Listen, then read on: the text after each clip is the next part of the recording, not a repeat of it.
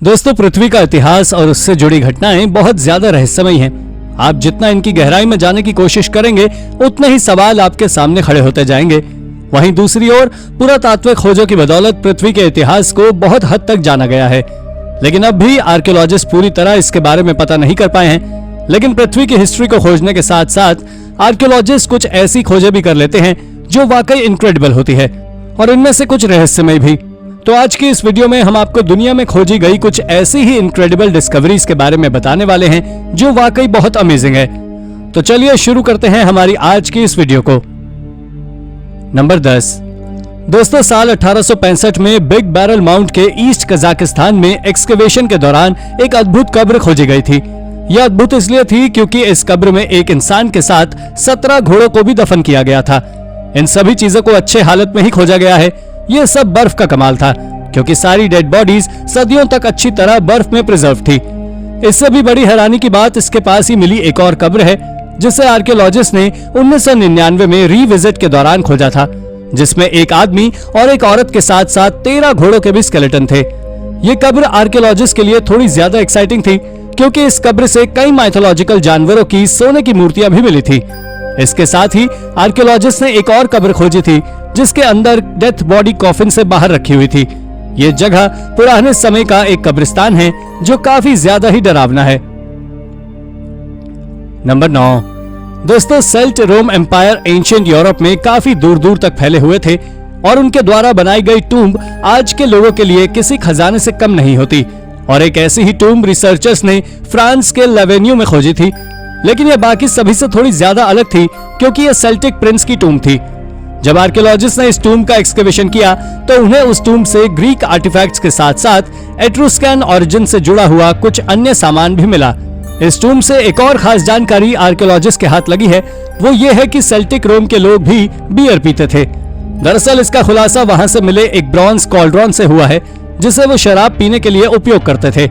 आपको बता दें कि सेल्टिक प्रिंस को भी वहीं से खोजा गया था, जिन्हें उनके शैरियट के साथ दफनाया गया था। नंबर 8। अब तक मेक्सिको से कई सारे ओल्मेक हेड्स को खोजा जा चुका है, जो मेक्सिको के मेसो अमेरिकन रीजन से मिले हैं। यह प्राचीन कला का एक शानदार प्रदर्शन होता है, और हाल ही में आर्कियोलॉजिस्ट ने मेक्सिको के ला वेंटा से भी एक ओल्मेक हेड खोजा है, जिसे एक निकनेम भी दिया गया है, और वो है the man of La Venta. वैसे तो ओल्मेक सिविलाइजेशन के बारे में आर्कियोलॉजिस्ट को कुछ खास जानकारी नहीं है, लेकिन बस इतना जरूर पता है कि मेक्सिको के इस हिस्से में 3000 साल पहले उनके द्वारा कई अजीबोगरीब चीजों का निर्माण जरूर किया गया था, जिसमें से सबसे ज्यादा शानदार तो ये ओल्मेक हेड है, जिसे उन्होंने हाथों से पत्थर पर कार्व किया था। ये काफी अच्छी बात है कि स्टोन एज के दौरान भी लोग इतनी बारीक कला को जानते थे।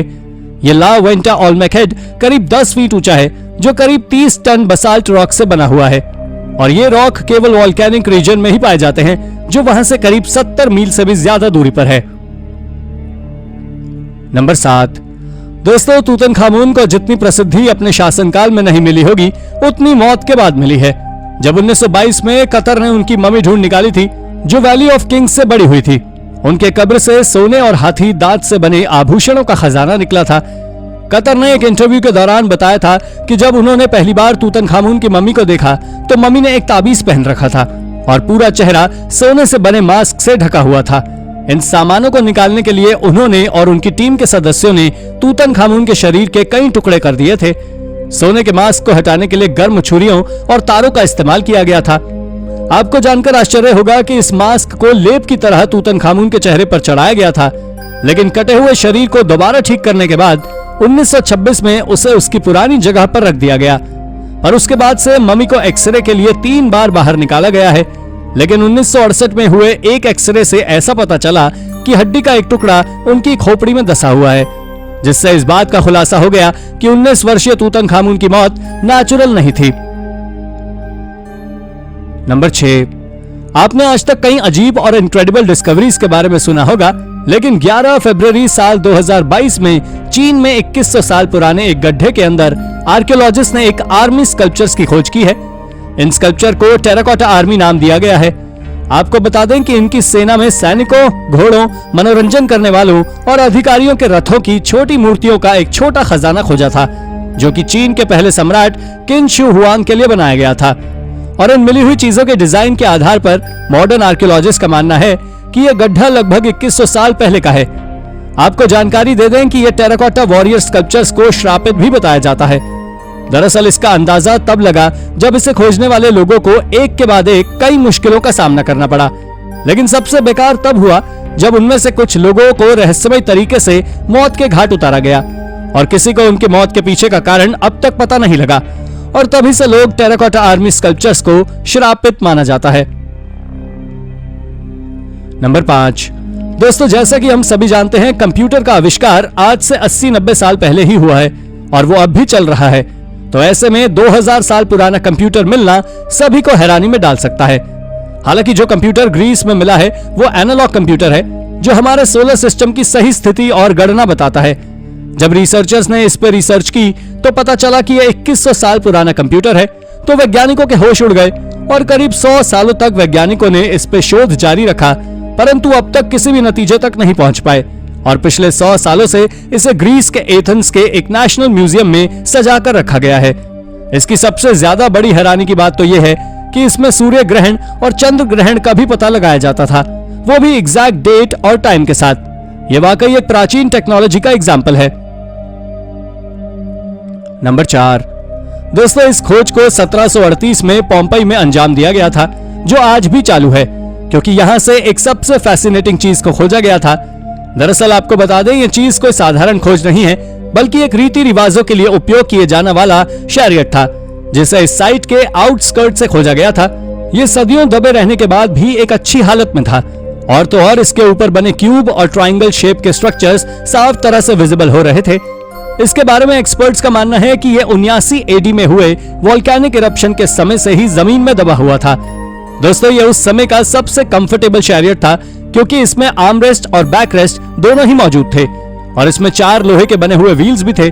इसके बारे में एक्सपर्ट्स का मानना यह भी है कि इसको किसी स्पेशल ओकेजन के लिए बनाया गया था, ना कि ट्रांसपोर्टेशन के हिसाब से। नंबर 3। प्राचीन समय में पानी पर युद्ध होते थे। यह बात थोड़ी हैरानी की जरूर है, लेकिन यह बात पूरी तरह से सच है। दरअसल साल 2014 में जॉर्जिया की एक स्ट्रीम से एक अजीब स्वॉर्ड की डिस्कवरी की गई थी, जिसमें एक अमूल्य जेमस्टोन का उपयोग किया गया था। पर आपको जानकर हैरानी होगी कि यह स्वॉर्ड डिजाइन और बनने वाले धातु दोनों के ही मामले में ही चाइनीज थी। पर आखिर सवाल वही आता है कि जब यह स्वॉर्ड चाइना की बनी हुई है, तो यह अमेरिका कैसे पहुंची? क्या चाइना के लोग पहले अमेरिका पर हमला कर चुके हैं? और इसे खोजने के बाद इसी तरह के कई सवाल पैदा होते हैं, जिसका आंसर आज तक किसी के पास नहीं है। लेकिन यह स्वॉर्ड समुद्री लड़ाई के बारे में एक जरूर बड़ी खोज है। नंबर 2। साइंटिस्ट ने हाल ही में मिलेनियम एक्स को खोजा है, जो चाइना में एक कब्र के नीचे करीब 2500 साल से दबे हुए थे। दरअसल ये एक सील्ड जार में मौजूद थे, जिससे कि वो खराब ना हो। इसके साथ ही उसके पास से ही साइंटिस्ट ने कई कैल्शिफाइड शेल्स भी खोजे थे, जो ब्लूइश ग्रीन कलर के हो चुके थे। इन मिलेनियम एक्स की कुल संख्या 20 थी, जिन्हें आज से 2 साल पहले यानी करीब 2019 में खोजा चाइना के जियांग टाउन में खोजा गया था। ये टूम करीब 770 से लेकर 476 बीसी के दौरान की है। इसमें खाना पकाने के उस समय के सारे बर्तन मौजूद थे। इनको खोजने के बाद एक्सपर्ट्स ने इस बात का खुलासा किया है कि यह कब्र जिसकी भी थी, वो अपने समय का एक अच्छा शेफ रहा होगा। नंबर 1। दोस्तों, ये खोज इंग्लैंड के यॉर्कशायर शहर में की गई थी, जहां से आर्कियोलॉजिस्ट ने कुछ इस तरह का दिखने वाला हेलमेट खोजा था, जिसके ऊपर हिरन की तरह सींग लगे हुए थे और इन्हें स्टार्क आर्क नाम की आर्कियोलॉजिकल साइट से खोजा गया था। आपको बता दें कि इन हेडड्रेस या कहें हेलमेट्स का वहां पर एक पूरा का पूरा स्टॉक था। दरअसल मैं ऐसा इसलिए बोल रहा हूं क्योंकि वहां से पूरे 33 ठीक तरह से प्रिजर्व्ड हेडड्रेस खोजे हैं। पर अब जो मैं आपको बताने वाला हूं उसे जानने के बाद आप चौंक जाएंगे। दरअसल ये सींग वाले हेडड्रेस किसी वॉरियर या सैनिक के द्वारा उपयोग नहीं किए जाते थे, लेकिन इन्हें कैदियों के लिए उपयोग किया जाता था, ताकि वो छोटी मोटी जगह से निकलकर ना भाग सके, जो वाकई आज के समय में की गई सबसे ज्यादा वियर्ड खोजों में से एक है। तो दोस्तों, ये थी आज की हमारी इनक्रेडिबल डिस्कवरी से भरी हुई वीडियो। अगर वीडियो आपको पसंद आई हो तो वीडियो को लाइक करें और हाँ, जाते जाते चैनल को सब्सक्राइब भी जरूर कर दीजिएगा। धन्यवाद।